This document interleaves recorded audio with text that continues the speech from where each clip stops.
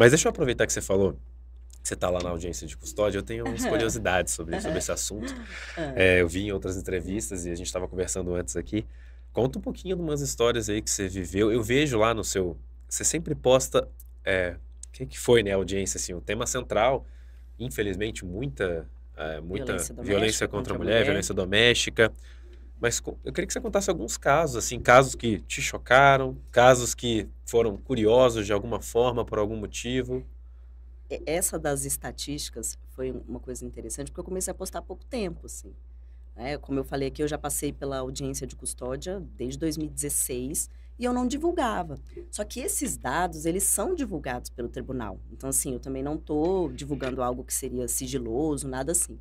E eu falei assim, gente, as pessoas já sabem que eu estou na audiência de custódia, eu vou começar a mostrar o que que tem aqui, para as pessoas verem que, né, assim, é preocupante até alguns dados. Então, até no Dia da Mulher, eu publiquei lá a quantidade de dados de casos de violência doméstica contra a mulher e ficou todo mundo impressionado. Nossa, mas assim, quase 30% do número de apresentados em audiência de custódia no mês é de violência doméstica contra a mulher. E assim, quando você pensa em roubo, furto, tráfico, então quase 30% violência contra a mulher. Então, assim, impressionou bastante.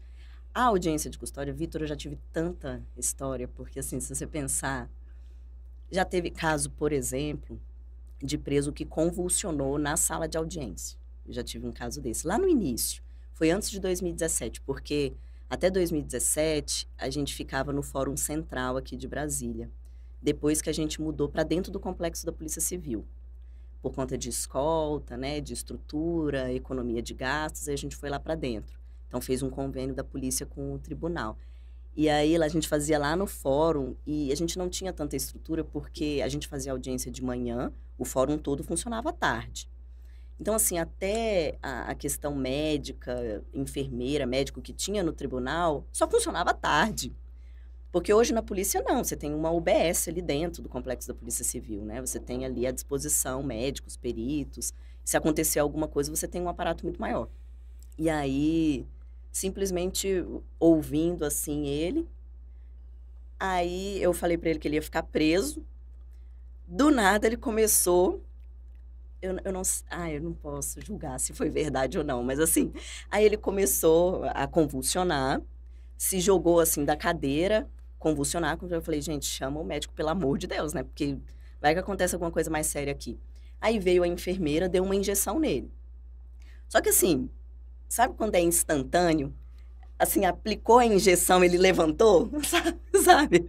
Aí a enfermeira já me olhou assim, aí eu, cara. Aí tá, aí levou ele falou que estava melhor, a advogada falou, não, tá tudo bem e tal. Aí a enfermeira, doutora, tem como eu falar com você rapidinho? Aí eu tenho.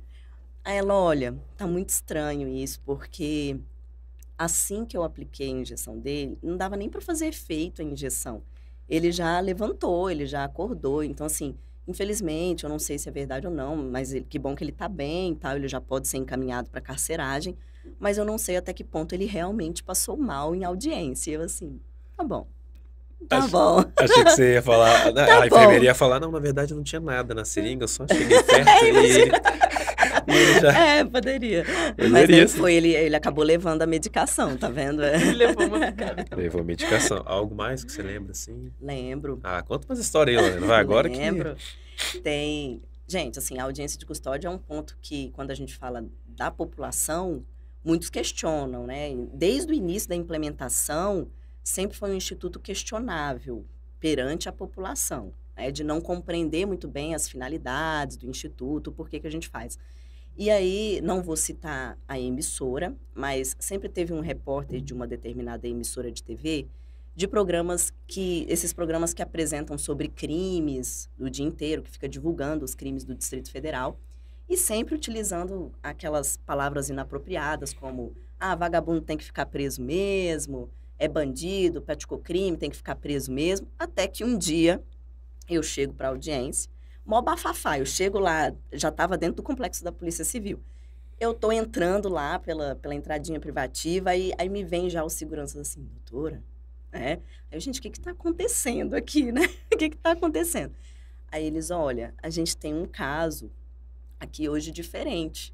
O repórter tal foi preso em flagrante, foi um caso de delito de trânsito, era embriaguez com lesão corporal culposa no trânsito, mas ele está aguardando a audiência e tal, tal, tal. Aí aquele repórter que fica falando que quem pratica crime tem que morrer, tem que ficar, né, é bandido, é vagabundo, que todo mundo que pratica crime é tal, tal, tal, tal, tal. Aí ele é. Aí eu, tá bom, traz ele, né? Aí assim, eu fiz a audiência normal, como eu faço com todos, de um delito menos grave até o delito de maior gravidade, a minha audiência ela é da mesma forma educada, respeitosa com todos. E aí eu fiz a audiência normal com ele, acabei fixando uma fiança, porque obviamente ele tinha condições financeiras nesse caso e tinha lesões à vítima. Mas aí, imediatamente após ele sair da sala de audiência e os policiais levarem, eles vieram me questionar. Eles, poxa, a gente ficou esperando você falar alguma coisa para ele, que nem ele fala no programa de TV, que na verdade ele deveria ficar preso, que na verdade ele deveria... Aí eu, não, gente, vamos fingir que isso não aconteceu. Galera decepcionada. Achei que você ia dar uns 30 anos pra ele. Boa. Teve algum caso que te chocou, assim, tipo... Imagino que você tenha contato com vários casos horríveis, assim, né? Coisas realmente chocantes. Mas algum caso você olhou assim, caramba, que meio que você ficou pensando nisso por um tempo, ficou, sei lá, remoendo? A grande questão de você decidir sobre a liberdade de alguém, se ela vai ficar presa ou solta, é porque, assim, tem casos limítrofes. Talvez a Carol entenda, por ter estudado mais a área criminal. Tem casos, assim, que você olha, que você fala, é liberdade, sim, né?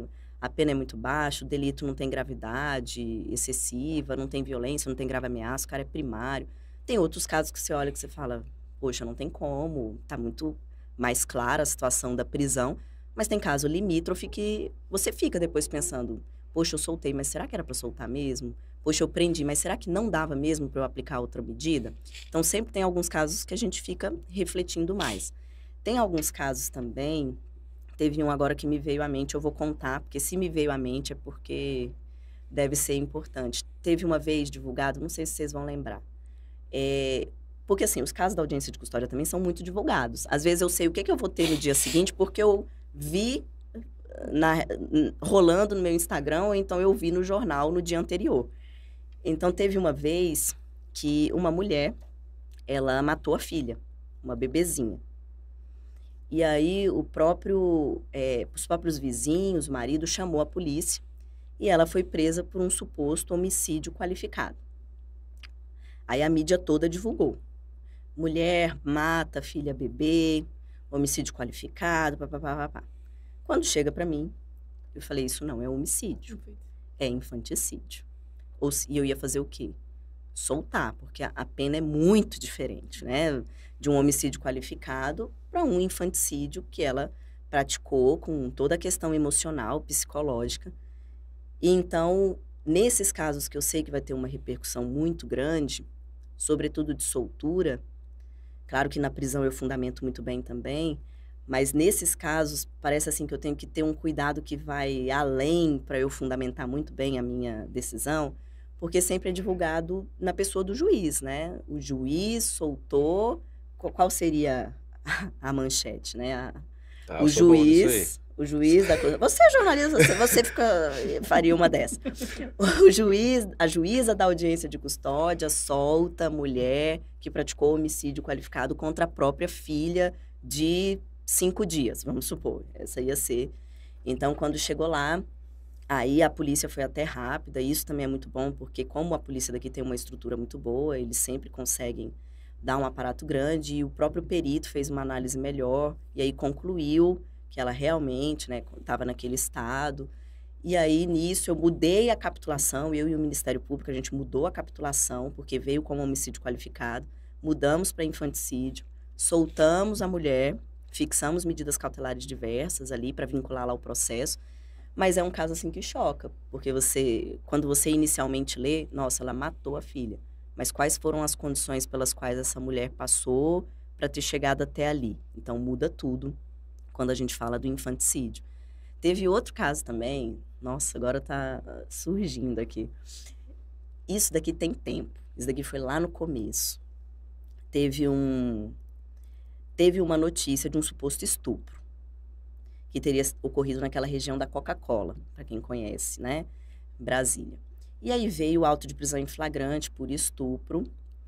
E desde o momento que ele foi apresentado, ele sempre muito desesperado, assim, eu não pratiquei, eu não cometi estupro, não foi isso, tal, tal, tal.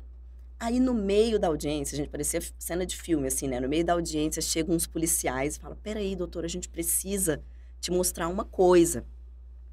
E aí, conversa vai, conversa vem, a gente olha lá o GPS da van que ele estava, e aí a história veio à tona. Na verdade, o que que aconteceu? Ele foi para a região da Coca-Cola, ele trabalhava como motorista numa empresa, no horário do almoço ele foi com a van para contratar a garota de programa na região da Coca-Cola. Só que ele foi com a van do trabalho, ele era casado e tinha filhos. Aí ele foi para essa região, ele teve um desacerto com a mulher, aí eles discutiram, brigaram, um desacerto assim, de pagamento mesmo. E aí ela foi na polícia, falou que ele tinha a estuprado, aí a polícia foi no trabalho dele, prendeu ele em flagrante, imediatamente após, e levou ele para a audiência de custódia. Depois essa mulher, inclusive, foi denunciada por denunciação caluniosa, que a gente acompanhou o caso. E aí, assim, na audiência ele negando, aí tudo bem, eu relaxei o flagrante, porque ficou demonstrado que não era o caso de estupro mesmo, não havia crime, mas a história toda veio à tona, entendeu? Assim, o trabalho dele ficou sabendo que ele utilizava a van para ir contratar programa, a esposa dele ficou sabendo da situação, porque ele foi preso, ficou na delegacia, a esposa foi visitar. Então, assim, foi a história toda dele sombria vindo à tona por conta disso. Ele só não perdeu a liberdade, né? Provavelmente ele perdeu a esposa, perdeu o Ele trabalho, ficou solto, porém, sem emprego, sem mulher. teve todas essas consequências. Então, assim, foi um caso também que me Parabéns aí, meu chocou amigo, viu? bastante.